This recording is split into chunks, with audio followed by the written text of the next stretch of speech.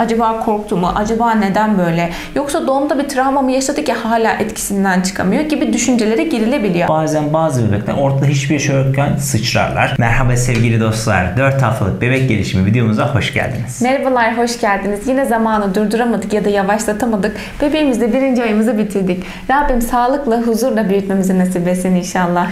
Cümlemizin inşallah. Her hafta olduğu gibi 4. haftada bebeğimiz için önemli bir hafta. Bu hafta bebeğinizin kontrol ve aşılarından, hangi durumda doktora başvurmanız gerektiğinden, bebeğinizin 4. hafta itibariyle hangi yeteneklere sahip olacağından bahsedeceğiz. Videoya geçmeden önce kanala abone olmayı ve bildirim zilini açmayı unutmayın lütfen. Kanalda 4 haftalık bebek gelişimi ve 1 aylık bebek gelişimi ile ilgili detaylı bilgilendirme videoları da var.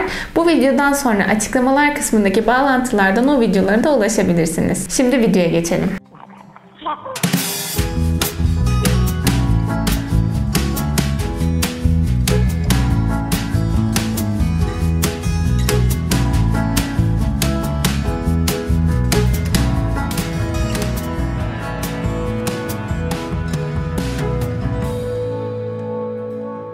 Bebeğinizin 4. haftası itibariyle 1 aylık kontrolü için artık sağlık ocağına başvurabilirsiniz. Kilo ölçümü, baş çevresi ve boy ölçüleri yapılacak. Hastanenin size vermiş olduğu kitapçık yanınızda bulunsun mutlaka. Ölçülen değerler ve yapılacak olan aşılar bu deftere işlenecek. Bu arada şunu da belirtmem lazım. Eğer sağlık ocağına kayıtlı olduğunuz şehirde değilseniz sağlık ocağıyla önceden kontrol ve aşılar hakkında konuşmanız gerekiyor. Çünkü her sağlık ocağına o sağlık ocağına kayıtlı olan bebek sayısı kadar aşı geliyor.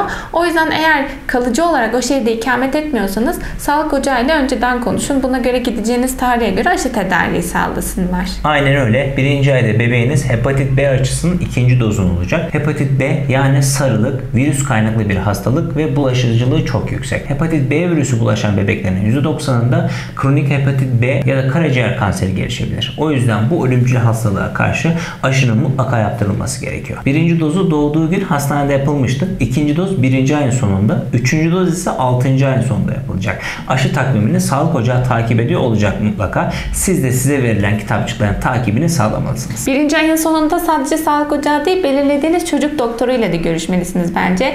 Devlet, özel fark etmez. Bence aylık kontrollerinizi belirli tek bir doktorla sürdürmeye çalışın. Çünkü sağlık ocağında her zaman tüm kontroller yapılamayabiliyor. Uzman çocuk doktorunuzu görüşünde almak bu noktada daha iyi olacaktır. Aklınıza takılan soru işaretlerini sormaktan çekinmeyin. 1. ayın sonunda bizim kızımızda hala hırıltılı solunum devam ediyordu. Bunu söylediğimde doktor önce bir detaylıca kontrol etti Ahsen'i. Sırtını, göğsünü dinledi, boğazına baktı. Önceki haftalarda zaten bahsetmiştik hırıltılı solunumdan. Tekrar bir üzerinden geçecek olursak bebeklerin solunum yolları bizimkilere nazaran çok daha dar bir yapıda gelişmeye devam ederken bu tarz hırıltılı solunum olması normal kabul ediliyor. Ama her ihtimale karşı yine de kontrollerinizde bu durumu doktorunuzla paylaşmalısınız. Doktorunuz eğer ekstrem bir durum görürse incelemesini yapar. Bir başka konumuz refleksler. Bebeğiniz belli başlı bazı reflekslerle doğar. Bu refleksler zaman içinde gelişir ve yerini daha gelişkin becerilere bırakacaktır. Mesela bebekler şu reflekslerle dünyaya gelir. Moro refleksi, emme refleksi, arama, yakalama, tonik boyun, Babinski ve adımlama refleksleri gibi. Refleks dediğimiz şey aslında bebeğin belli uyaranlara karşı gösterdiği tepkiye deniyor. Çok fazla çeşidi var Barış'ın da saydığı gibi. Basit gibi görünseler de bebek için cidden hayati öneme sahipler. Bebeğin dünyaya adapte olmasına yardım ederler. Arasında kolayca tanımlayabildiğimiz refleks türleri de var. İşte senin söylediğin gibi arama, emme vesaire gibi. Ama diğer anlamını çoğumuzun bilmediği refleks türlerinin üzerinden geçmek istiyorum. Çünkü mesela bebek emdikten sonra bir anda kendini geriye doğru kollarını açarak atıyor. Sanki düşüyormuş gibi bir şey oluşturuyor. Uzaktan bakıldığında eğer refleksleri bilmiyorsak şöyle senaryolar oluşabiliyor. Acaba korktu mu? Acaba neden böyle? Yoksa doğumda bir travma mı yaşadı ki hala etkisinden çıkamıyor gibi düşüncelere girilebiliyor. Sırayla gidelim istersen. Tabii ki önce aslında hepimizin bildiklerinden başlamak istiyorum. Mesela arama refleksi. Bebeğinizin yanağına dokunduğunuzda yüzünü o yöne doğru gönderir. Aç olsa da olmasa da bu çevirme hareketini yapar. Bu refleks sayesinde anne memesini ya da biberonu kolayca bulabilir bebekleriniz. Bebeğin beslenebilmesi için hayati önem taşır. Emme refleksini de biliyorsunuz zaten. Anne karnındayken geliştiriyordu bu refleksi. Bu da yine bebek için hayati önem taşıyan bir refleks. Emme refleksi bebeğin sadece beslenmesini ve annesiyle arasındaki bağın kuvvetlenmesini sağlamaz. Aynı zamanda bebeğin rahatlamasına destek olur. Bu yüzden bebekler ilerleyen dönemlerde rahatlamak için baş parmaklarını veya elinin tamamını veya emzik emmeye devam ederler. Bir diğer refleks Moro refleksi. Buna aynı zamanda sıçrama refleksi de deniyor.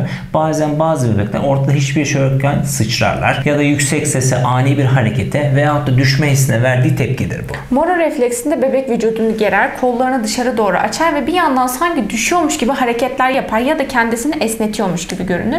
Ama aslında yaptığı bu değildir. Bazen bu refleks de kendini uyandırabilir. Bebek bu refleksle aslında kendini korumak ister. Moro refleksi yeni doğan bebek hakkında hayati bilgiler verir aslında. Bebeğin ani seslere tepki vermemesi ya da bu refleksin hiç olmaması bebekte bazı sorunları işaret ediyor olabilir, Allah korusun. Bir diğer refleks tonik boyun. Bu refleks de şöyle: bebeğin başını bir yöne doğru çevirdiğinizde o yöndeki kol ve bacak açılıyor. Diğer yöndeki kol ve bacak da bükülerek kapanıyor. Bebekler boyunlarını kontrol etmeye başladıkça bu refleks de kendiliğinden azalıp yok olacaktır. Bu refleksin görülmemesi omurilikle alakalı sorunların olabileceğini gösterebilir. Bir diğer refleksimiz Babinski refleksi.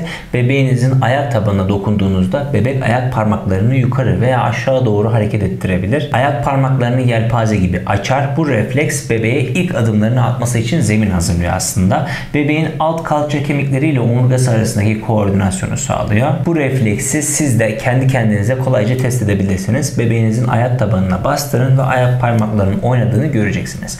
Bu refleks bebekler yaklaşık 1 yaşındayken kayboluyorlar. Bazı bebeklerde 2 yaşına kadar sürebiliyor bu durum. Bu normal sayılıyor. Adımlama refleksini zaten hepiniz gözlemlemişsinizdir. Bebeği dik bir şekilde koltuk altından tutup ayaklarını düz bir zemine kondurduğunuzda adım atmaya çalışıyormuş gibi görünürler. Bu refleksin bebeğin yürüme evreleriyle bir ilgisi yok. Benim çocuğum adım attı, benim çocuğum hemen erken yürüyecek demek doğru olmaz. Dediğim gibi bebeğin erken ya da geç yürüyeceğine dair bir somut gösterge değildir bu refleks. Yalnızca bebeği yürümeye gelişimsel olarak hazırlayabilir. Bahsetmek istediğim son refleks de yakalama refleksi. Bir diğer adı da kavrama. Bebeğin avucuna herhangi bir nesneyle dokunduğunuzda, bu parmağınız da olabilir, onu sıkıca tutup kavramasıdır. İçgüdüsel olarak ortaya çıkar. Sonra bilinçli bir hale dönüşür. Yani bebek hemen parmağınızı tutuyor, eli sıkı olacak ya da tutmuyorsa eli açık cömert bir bebek olacak anlamına gelmiyor. Takibinin iyi yapılması gerekiyor. Bebeğinizde kavrama refleksinin var olması onun sinir sisteminin doğru çalıştığının bir göstergesidir. Bugün bu videonun genel konusu refleksler gibi oldu. 7 refleksten bahsettik. Bunların hepsi ciddi anlamda hayati önemler taşıyan reflekslerde. Aynen öyle. Bu reflekslerin varlığını 1. ayın sonunda doktorunuz ya da sağlık ocağında ilgili doktor veya hemşire kontrol edecektir. Eğer unutursa bunu sorun mutlaka. Anlattığımız refleksleri sizler de uygun bir biçimde deneyebilirsiniz ev ortamında. Ama bazı zamanlar tepki vermediğinde hemen telaşa kapılmayın. Belki uygun uyaran oluşturmamış olabilirsiniz. Ya da unutmayın ki o dünyaya büyük mücadelelerle geldi. Hala çok yorgun ve çabuk acıkıyor. O yüzden sakin olmalı, bebeğinizi yavaş yavaş gözlemlemelisiniz. Olumsuz gördüklerinizi mutlaka not edin ki doktora gittiğinizde telaştan unutmayın. Kısaca bahsetmek istediğim bir diğer konu da yine hem bebeklerimizi hem de biz anneleri ilgilendiriyor.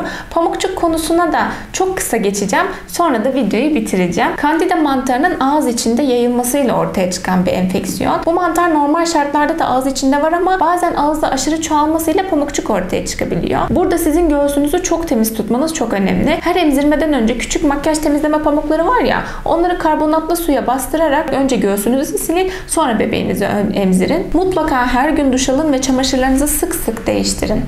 Aynen, bebeğinizin ağzında pamukçuk gibi bir beyazlık görürseniz yarım çay bardağı kaynamış soğutulmuş suyun içerisine bir çay kaşığı karbonat atın. Temiz bir tülbent veya gazlı bir bez ile parmağınıza dolayıp bebeğinizin ağzının içini temizleyin. Ve bunu günde 4 kez tekrarlayın en az. Bazen pamukçuk süt beyazlığı ile karıştırılabiliyor. Pamukçuk karbonatla hemen temizlenemezken sütün yüzeyde bıraktığı lekeler kaybolacaktır. Umarım hiçbirimiz bu pamukçukla karşılaşmayız. Eğer ben pamukçuk mu değil mi ayırt etmekte zorlanıyorum, ağzını temizlememe rağmen geçmiyor derseniz mutlaka doktorunuzdan tavsiye alın ki ilerlemesin. Umarım bu haftaki videomuz da sizler için faydalı olmuştur.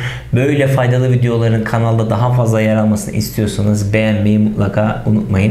Ve yorumlarda da bize geri dönütler sağlamayı unutmayın. Aşağıda size faydalı olacak içerikleri de paylaştım. Mutlaka o içerikleri de izlemelisiniz. Bebeğinizin gebelikten bu yana takibini yaptık. Şimdi hafta hafta bebek gelişimiyle devam ediyoruz. İnşallah İnşallah bir ömür boyu bu kanalda birlikte olacağız. Bu değerli aileye katılacak olan insanları da davet etmeyi mutlaka unutmayın. Bu tarz faydalı içeriklerin sayısı çok az. O yüzden paylaştıkça çoğalır şiarıyla ilerlersek, sizler de sosyal medyada bu içerikleri paylaşırsanız daha çok insana ulaşmış oluruz. Ve bilinçli anne baba sayısı da bu şekilde artmış olur diye umuyoruz. Bizi izlediğiniz için çok teşekkür ederiz. Haftaya görüşünceye dek Allah'a emanetsiniz. Sevgiyle kalın. Allah'a emanetsiniz.